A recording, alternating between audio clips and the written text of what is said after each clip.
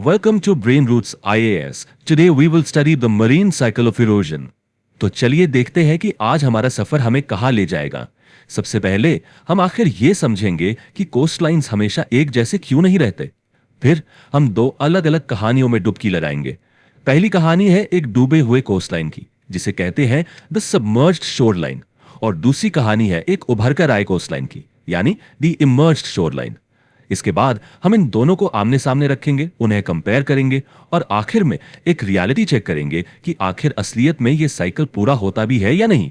तो सबसे पहली और सबसे जरूरी बात जो हमें समझनी है वो ये है कि कोस्टलाइंस यानी समुद्र तट स्टैटिक नहीं होते, वो हमेशा हर पल बदल रहे हैं। आप इसको ऐसे इमेजिन कीजिए कि समुद्र एक बहुत ही पावरफुल स्कल्प्टर है, एक मूर्तिकार, और जमीन उसका कैनवस है।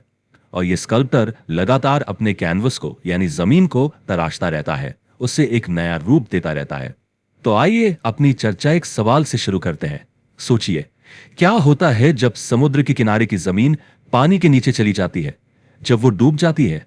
ये सवाल ही हमारी पहली कहानी, हमारे पहले सिनारियो की नींव रखता है।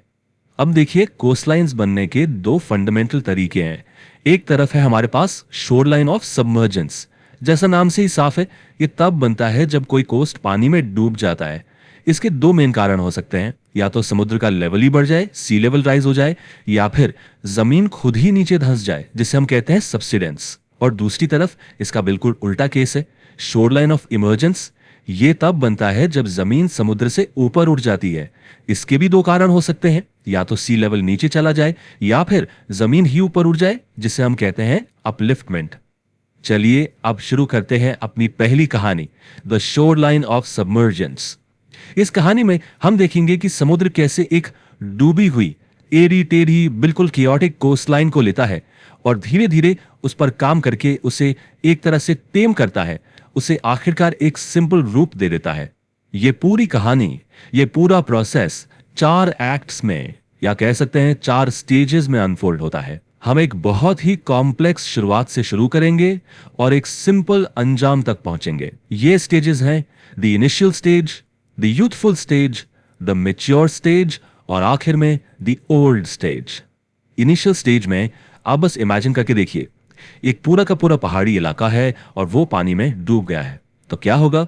सिंपल है, जो पहाड़ों के बीच की रिवर वैलीज थी उनमें पानी भर जाएगा और वो बन जाएंगी बेज, और जो ऊंची ऊंची चोटियां थीं वो पानी के ऊपर रह जाएंगी और बन जाएंगी हेडलैंड्स या आइलैंड्स। इससे जो कोस्टलाइन बनती है वो एक्सट्रीमली इरेगुलर होती है, बहुत ज्यादा कटी फटी हुई। इसके क्लासिक एग्जांपल्स हैं रिया कोस्ट्स, जो डूबी हुई रिवर वैली से बनते हैं, या फिर फियोर्ड कोस्ट्स, जो डूबे हुए ग्लेशिएटेड वैली से बनते हैं। अब आती है यूथफुल स्टेज, और यहां समुद्र अपने फुल एक्शन मोड में है, एकदम अग्रेसिव, पावरफुल वेव्स अटैक करना शुरू कर देती हैं, बिल्कुल एक स्कल्प्टर की तरह जो छेनी हथौड़े से कठोर चट्टानों को काट रहा हो। इस स्टेज में इरोजन यानी कटाव ही सबसे डोमिनेंट प्रोसेस है। समुद्र अपनी पूरी ताकत से जमीन को काटने में लगा हुआ है। तो समुद्र करता क्या है?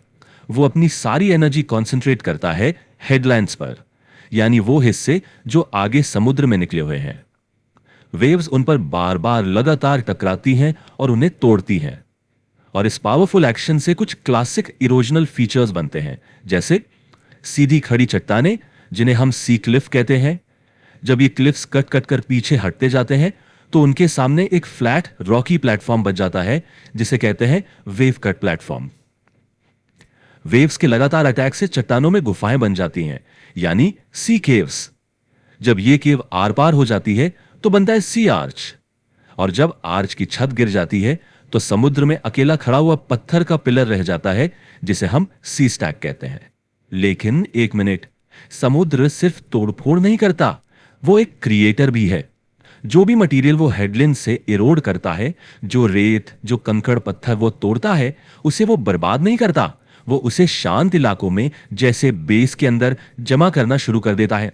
तो अब इरोजन के साथ साथ डेपोजिशन भी शुरू हो जाता है। और यहां हमें इस प्रोसेस का ड्यूअल नेचर दिखता है। इरोजन और डेपोजिशन दोनों एक साथ चल रहे हैं। इस डिपोजिशन से नए फीचर्स बनते हैं। इस मटेरियल को ट्रांसपोर्ट करने का एक की मैकेनिज्म है जिसे कहते हैं लॉन्ग शोर ड्रिफ्ट। इस प्रोसेस से फॉर एग्जांपल एक स्पिट बनता है जो रेत का एक लंबा सा डिपॉजिट है जो कोस्ट से समुद्र की तरफ निकलता है। अगर ये स्पिट इतना लंबा हो जाए कि एक हेडलाइन को दूसरे से जोड़ दे तो उसे बार कहते हैं, और अगर वही स्पिट एक आइलैंड को मेनलैंड से जोड़ दे तो उसे टम्बोलो कहा जाता है। और इस बार के पीछे जो पानी घिर जाता है, ट्रैप्ड हो जाता है, वो एक शांत लैगून बन जाता है। और फिर बहुत बहुत लंबे समय के बाद हम पहुंचते हैं मैच्योरिटी और ओल्ड स्टेज में। यहां आकर समुद्र ने आखिरकार उस एड़ी टेढ़ी कोस्टलाइन को तामीर कर लिया है। हेडलाइंस को पूरी तरह काट दिया गया है और बेस को उन्हीं के इरोड किए हुए मटेरियल से भर दिया गया है। और फाइनल रिजल्ट क्या है? एक सिंप्लीफाइड, ऑलमोस्ट सीधी रेगुलर कोस्टलाइन। इसी स्टेट को प्रोफाइल ऑफ इक्विलिब्रियम कहते हैं, जहां इरोजन और डेपोजिशन की फोर्सेस में एक बैलेंस आ जाता है। तो चलिए अब चलते हैं अपनी दूसरी कहानी पर, और यह कहानी शुरू होती है एक बिल्कुल ही अलग नोट पर। यहां एक स्मूथ, एक नई कोस्टलाइन समुद्र से ऊपर उठती है। यह कहानी है शोर लाइन ऑफ इमर्जेंस की। देखिए, यहां भी स्टेजेस के नाम तो सेम है, इनिशियल, यूथ, मैच्योरिटी और ओल्ड स्टेज। लेकिन इससे कंफ्यूज मत होइएगा। जैसा कि हम आगे देखेंगे, इन स्टेजेस के अंदर होने वाले इवेंट्स और प्रोसेसेस बिल्कुल अलग हैं। पहली कहानी का आईने में रिफ्लेक्शन है, बिल्कुल उल्टे। यहां का इनिशियल स्टेज पहले वाले का एकदम ऑपोजिट है। वहां एक हाईली इररेगुलर कोस्ट था, यहां एक बिल्कुल स्ट्रेट और रेगुलर कोस्टल प्लेन है, ऑलमोस्ट एक ब्लैंक कैनवस जैसा। इसका स्लोप बहुत जेंटल होता है और समुद्र का पानी भी शैलो होता है। और इसी शैलो पानी में समुद्र के नीचे, पानी के नीचे ही रेत के ढेर जमा होने लगते हैं, जिन्हें हम कहते हैं सबमरीन बार्स। तो यूथफुल स्टेज में क्या होता है? जो अंडर वाटर सबमरीन बार्स बन रहे थे, वो मटेरियल जमा करते करते उनकी हाइट बढ़ती जाती है और आखिरकार वो पानी से अपना सर बाहर निकाल लेते हैं। और अब इन्हें ऑफशोर बार कहा जाता है।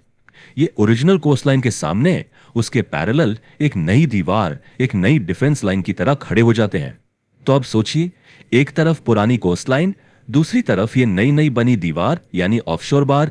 बीच में जो समुद्र का पानी फंस गया, उसका क्या? वेल, वही बन जाता है एक शांत, प्रोटेक्टेड लेगून। पर कहानी में एक ट्विस्ट है। मैच्योरिटी स्टेज आते आते समुद्र अपनी ही बनाई हुई चीज को डिस्ट्रॉय करने लगता है। वेव्स धीरे धीरे उस ऑफशोर बार को तोड़ देती हैं। उसके पीछे का लगून भी रेत और मिट्टी से भर जाता है और कोस्टलाइन वापस अपनी शुरुआती सिंपल स्ट्रेट फॉर्म में आ जाती है। तो यहां का साइकिल थोड़ा अलग चला, सिंपल से कॉम्प्लेक्स हुआ और फिर वापस सिंपल हो गया। ओके, तो हमने दोनों कहानियां सुन ली, एक डूबने की, एक उभरने की। अब वक्त है इन दोनों को आमने सामने रखकर कंपेयर करने का, ताकि कॉन्सेप्ट बिल्कुल क्रिस्टल क्लियर हो जाए। चलिए इस टेबल को देखते हैं। सबसे पहला पॉइंट, इनिशियल फॉर्म। सबमर्जेंस में शुरुआत एक हाईली इररेगुलर, कटी भटी कोस्टलाइन से होती है, जबकि इमर्जेंस में शुरुआत एक स्ट्रेट और रेगुलर कोस्टलाइन से। अब आते हैं की यूथफुल फीचर्स पर। सबमर्जेंस में मेन फीचर्स इरोजनल होते हैं, जैसे वेव कट प्लेटफॉर्म्स और स्टैक्स, जबकि इमर्जेंस में मेन फीचर्स डिपोजिशनल होते हैं, जैसे ऑफशोर बार्स और लगून्स। तो ओवरऑल प्रोसेस क्या है? सबमर्जेंस का काम है एक इररेगुलर कोस्ट को सिंपल बनाना, जबकि इमर्जेंस का काम है एक सिंपल कोस्ट पर पहले फीचर्स बनाना और फिर उन्हें ही डिस्ट्रॉय कर देना। ठीक है, थियरी तो हमने समझ ली, परफेक्ट साइकिल्स, स्टेजेस, सब ए टू जी। लेकिन असली दुनिया में क्या होता है? रियल वर्ल्ड में क्या ये साइकिल कभी आखिर तक पहुंच पाता है? और इसका जवाब हमें सोर्स में ही मिल जाता है। जवाब है नहीं। ये जो ओल्ड स्टेज है ना, ये एक आइडियल कंडीशन है जो शायद कभी अचीव ही नहीं होती। क्यों? एक बहुत पावरफुल चीज के कारण, जिसे कहते हैं डायस्ट्रॉफिक फोर्सेस। ये जमीन के अंदर से काम करने वाली ताकतें हैं जो लैंड को ऊपर उठा सकती हैं या नीचे धंसा सकती हैं। और ये फोर्सेस इस पूरे साइकिल को बार बार इंटरप्ट करती रहती हैं, उसे बीच में ही रीसेट कर देती हैं। तो ये हमें एक बहुत ही फैसिनेटिंग विचार के साथ छोड़ जाता है कि शायद एक कोस्टलाइन की कहानी एक स्ट्रेट लाइन नहीं है जिसका एक स्टार्ट और एंड हो, बल्कि ये क्रिएशन और डिस्ट्रक्शन का एक कभी ना खत्म होने वाला साइकिल है। एक कोस्टलाइन हमेशा एक स्टेट ऑफ बिकमिंग में रहती है, वो कभी भी पूरी तरह से फिनिश नहीं होती। If you found this lecture helpful, like, share and subscribe to the channel.